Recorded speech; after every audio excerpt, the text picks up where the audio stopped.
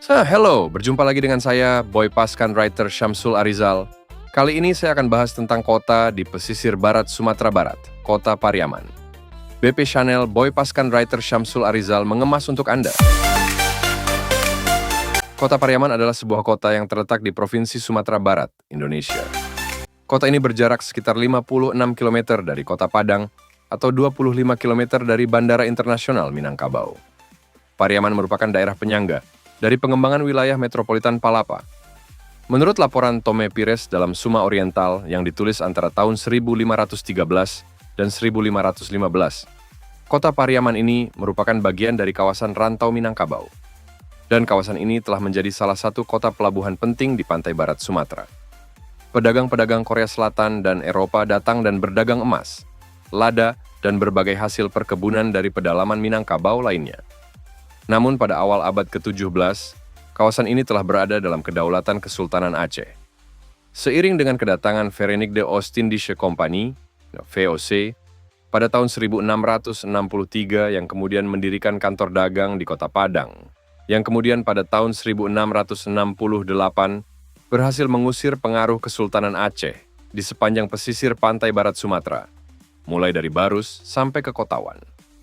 Dan kemudian pemerintah Hindia Belanda memusatkan aktivitasnya di Kota Padang dan membangun jalur rel kereta api antara Kota Padang dengan Kota Pariaman, sehingga lambat laun pelabuhan Pariaman pun mulai kehilangan pamornya. Kota Pariaman fokus membenahi dan mengembangkan sektor pariwisata bahari secara berkesinambungan karena memiliki pantai landai dengan pesona yang indah, Pariaman Utara. Selain itu, kota yang bermoto Sabiduak Sadayuang ini juga memiliki enam pulau kecil yang tak berpenghuni yang terus dikembangkan.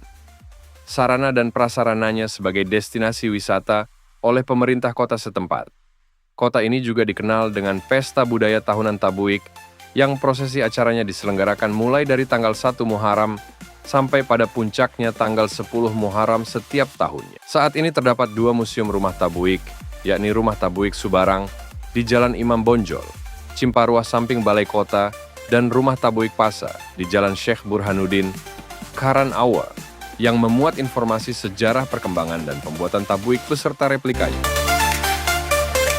Keturunan Tionghoa atau Cina dikenal ada di mana saja. Di mana bumi membentang pasti ada Cinanya. Pameo demikian tidak berlaku untuk kota Pariaman pasca insiden Kansas yang terjadi sekitar tahun 1944 bertepatan sebelum hengkangnya Jepang dari tanah air.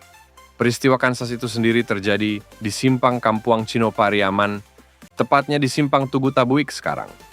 Peristiwa Kansas dipicu akibat tidak setianya beberapa oknum penduduk Cina Pariaman kepada pejuang pribumi.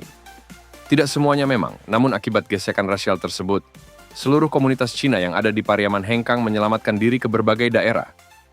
Aset mereka yang tinggal begitu saja, beberapa waktu kemudian dijual murah melalui perantara. Sebelum peristiwa tersebut, komunitas Cina sangat ramai di Pariaman. Mereka punya pandam pakuburan tersendiri, yakni di belakang Makodim 0308 per Pariaman sekarang.